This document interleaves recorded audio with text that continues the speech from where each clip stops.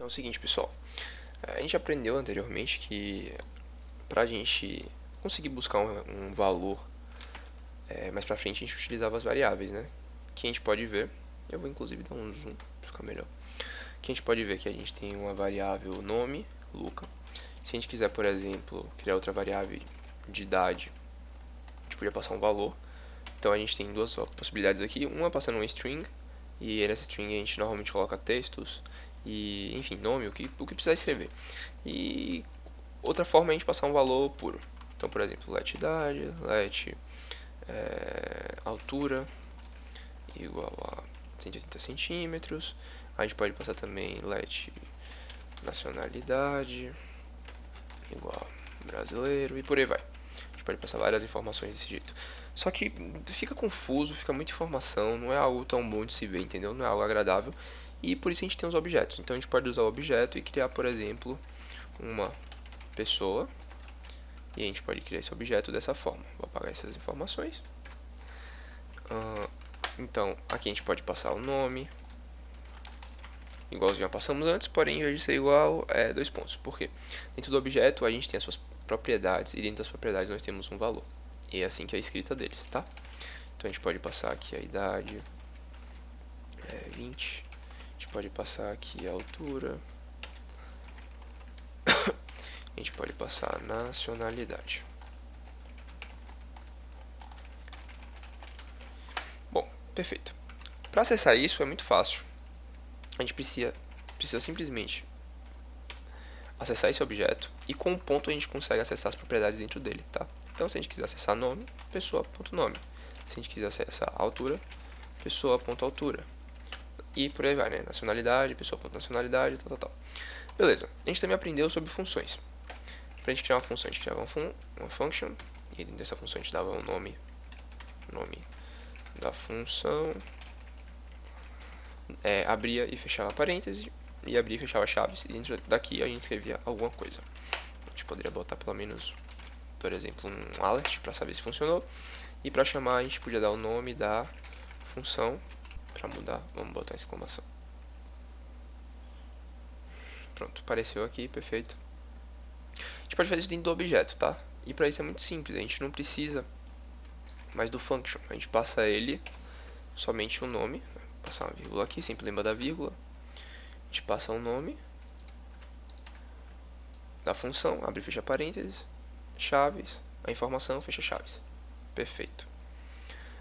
E agora para a gente acessar, é só a gente chamar a pessoa, ponto, nome da função. E tem que funcionar igual. Pronto, funcionou, perfeito. Outra coisa interessante sobre objetos é que a gente pode, dentro de um objeto, passar vários outros objetos. Então, depois daqui, a gente pode passar um outro objeto, por exemplo, família. 2 pontos, abre e fecha o objeto, tá? Ou a chave, no caso. E aqui dentro a gente pode passar várias informações, tipo pai, vou colocar o nome do pai, José, sei lá, mãe, Cláudia. E, enfim, pode passar várias outras informações aqui. Eu vou manter só assim por enquanto. E então, se a gente quiser acessar isso, a gente vai chamar pessoa.família. A informação que está dentro de família. Então, família.pai. E se a gente quiser receber esse valor, a gente precisa de alguma forma dar um console.log ou então um alert. E, opa, não é família, é pessoa.família. Pessoa.família.pai. E aí vai funcionar. Agora é só esperar. E aí, o nome José. Né? E se você quiser o nome da mãe, Cláudia. Tem que aparecer aqui. Perfeito, está funcionando. Então é isso. Basicamente, isso aqui é um objeto. Ele deixa de uma forma estruturada, de forma organizada, as informações que a gente precisa, e a gente consegue acessar facilmente utilizando o ponto para acessar suas propriedades.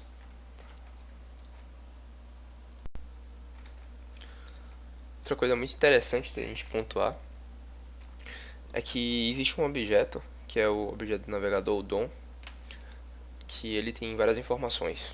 Na verdade, são muitas mesmo. E eles têm várias propriedades. Uma propriedade interessante, então, como a gente viu, né, a gente escreve o nome do objeto, no caso é o document, ponto, e a gente pode acessar várias informações. Um interessante, como eu estava dizendo, é o add event listener. E aqui dentro a gente pode passar duas informações. Eu vou colocar aqui com um placeholder A e B. Na primeira a gente tem que colocar qual é o tipo de interação que a gente vai fazer. A gente tem algumas, tipo clique. A gente também tem scroll. Mas enfim, tem várias. Eu vou colocar a documentação, né? Mas a gente vai colocar o clique, por exemplo. E aqui na segunda informação a gente tem que passar uma função. Tá? A gente vai criar nossa função aqui. Function. Que a gente vai clicar, vai ser tipo pop-up. Pop-up, a gente criou a nossa função. E aqui vai ser um alert irritante, né? Vai criar esse alert e vai colocar aqui alguma coisa dentro, tipo, olha lá.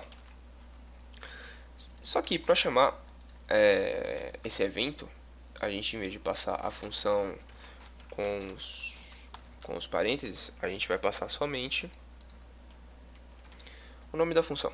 Porque sempre que eu fizer o clique, ele vai procurar por essa função e vai efetuar. Tá? Se eu passar com os parênteses, como vocês viram, ele vai aparecer o pop-upzinho irritante. E não é isso que a gente quer. A gente quer que sempre que a gente clique, apareça o pop-up. Então, se eu clicar aqui em qualquer área em branco, né? Você vê que aparece esse pop-up irritante.